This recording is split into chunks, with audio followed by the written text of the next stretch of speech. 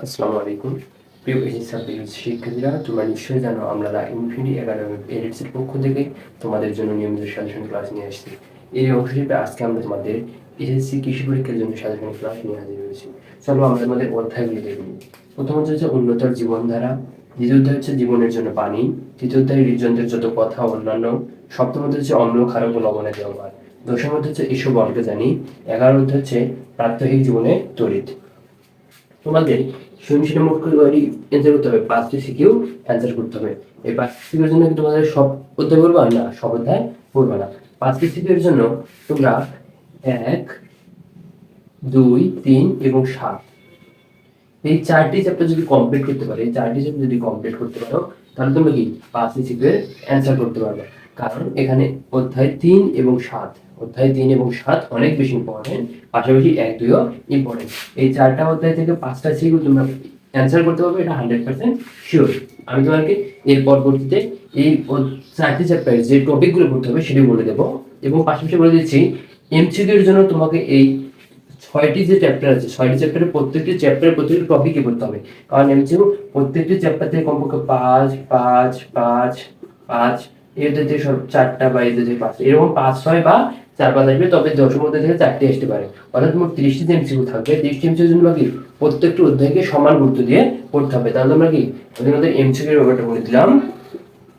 এবার কি করবো? এবার আমরা সিকিউর জন্য যে টপিকগুলো ইম্পর্টেন্ট, সেগুলো আমি তোমাদের দেখিয়ে দেবো। এবার আমরা অধ্যায়ের গুরুত্বপূর্ণ টপিকগুলো দেখে নিই। অধ্যায়ের গুরুত্বপূর্ণ টপিক হচ্ছে সুষম খাদ্য পিরামিড ও রাফেজ, শর্করা, আমিষ ও ভিটামিন। শর্করা, আমিষ এবং ভিটামিনের উৎস এবং এগুলোর অভাবজনিত যে রোগগুলো হয় এগুলো দেখতে হবে, এবং জাঙ্ক ফুড ও এর ক্ষতিকর প্রভাব, এবং খাদ্য সংরক্ষণ পদ্ধতির গুরুত্ব, তারপর কি মাদকাসক্তির কারণ ও প্রতিকার, তারপর কি সঠিক বিনিময়। আর এখান থেকে সব থেকে ইম্পর্টেন্ট হচ্ছে কি শর্করা, আমিষ ও ভিটামিনের উৎস এবং অবজনিত লক্ষণ, সঠিক বিএমআই নির্ণয়, আর হচ্ছে কি মাদকাসক্তির কারণ ও প্রতিকার। তবে এই মোট 5টা যে টপিক বললাম, প্রথম অধ্যায়ের জন্য এই 5টা টপিক পড়লে তোমাদের কি হয়ে যাবে, সিকিউ কভার হয়ে যাবে। যদি বিশ্বাস না হয় তাহলে তোমরা কি করবা, এই 5টা টপিক বই থেকে ভালোভাবে পড়বা, পড়ার পর যে কোনো বোর্ড প্রশ্ন দেখবা, এই অধ্যায়ের দেখবা খুবই তোমরা পারতেছো, তাহলে কি এই 5টা টপিক পড়বা। চলো আমরা অধ্যায় 2 সাধারণ ক্লাসের টপিকগুলো দেখে নিই। অধ্যায় 2 টপিক হচ্ছে পানি দূষণের কারণে প্রতিকারের উপায়, পানি বিশুদ্ধকরণ পদ্ধতি, পানির পিএইচের মান ও প্রভাব, জলজ প্রাণীর জন্য পানির প্রয়োজনীয়তা। অধ্যায় 2 এর জন্য এই 4টি টপিক পড়লে তোমাদের সিকিউ কি যাবে, কভার হয়ে যাবে। অর্থাৎ এই 4টি টপিক তোমরা যদি ঠিকভাবে করতে পারো, তো অধ্যায় 2 তোমরা যে কোনো সিকিউ অ্যান্সার করতে পারবা ইনশাআল্লাহ। প্রিয় শিক্ষার্থীরা, চলো এবার আমরা অধ্যায় 3 এর গুরুত্বপূর্ণ টপিকগুলো দেখে নিই। অধ্যায় 3 এর গুরুত্বপূর্ণ টপিক হচ্ছে রক্তরস বা প্লাজমা, রক্তকোষ, রক্তের সাধারণ কাজ, রক্ত উপাদানের অস্বাভাবিক অবস্থা, রক্তের শ্রেণীবিভাগের গুরুত্ব, হার্টবিট, হৃদযন্ত্রকে ভালো রাখার উপায়, ডায়াবেটিস, বহুমূত্র বা মধুমেহ রোগ। অর্থাৎ অধ্যায় 3 এর সব টপিক তোমাকে সিকিউর জন্য পড়তে হবে না। অধ্যায় 3 এর শুধু এই মাত্র 8টি টপিক পড়লে তোমার কি সিকিউ কমপ্লিট হয়ে যাবে। কমপ্লিট হয়ে যাবে। আমি তোমাদেরকে বলতে চাই, গাধার মতো খেটে লাভ নাই। যদি তোমরা সঠিক উপায়ে পরিশ্রম করো তাহলে কি করবা, ভালো ফলাফল অর্জন করতে পারবা। তোমার একটা বন্ধু যে কঠিন পরিশ্রম করে কিন্তু সঠিক উপায়ে পরিশ্রম করে না, কিন্তু তুমি যদি সঠিক উপায়ে সময় ধরে পরিশ্রম করো তাহলে কি করতে পারবা, তুমি ভালো ফলাফল অর্জন করতে পারবা। তাই তোমাদের বলছে অধ্যায় 3 এর এই 8টি টপিক পড়লে তোমাদের সিকিউ কমপ্লিট হয়ে যাবে। প্রিয় শিক্ষার্থীরা, চলো এবার আমরা অধ্যায়ের সাথে গুরুত্বপূর্ণ টপিকগুলো দেখে নিই। অধ্যায়ের সাথে গুরুত্বপূর্ণ টপিক হচ্ছে শক্তিশালী ও দুর্বল এসিড, অ্যাসিডের ব্যবহার, অ্যাসিডের আইনকানুন ও সামাজিক ব্যবহার, পাকস্থলীতে অ্যাসিডিটির কারণ, পিএইচ এর মান জানার প্রয়োজনীয়তা, সঠিক খাদ্য নির্বাচন, ক্ষারকের রাসায়নিক বৈশিষ্ট্য ও সাবধানতা, এবং লাস্ট যে টপিকটি সেটা হচ্ছে কি রাসায়নিক বৈশিষ্ট্য ও লবণের ব্যবহার।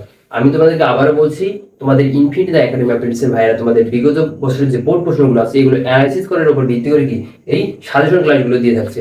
তার অংশ হিসেবে আমি তোমাদের বিজ্ঞান বইয়ের অধ্যায়ের সাথে যে সাজেশন ক্লাস নিয়ে হাজির হয়েছি, সেখানে কি আমি বোর্ড প্রশ্ন অ্যানালাইসিস করে দিয়েছি। এই যে 6টা 7টি যে টপিক আছে, এই টপিকগুলো থেকে কি বারবার তোমাদের সৃজনশীল আসছে।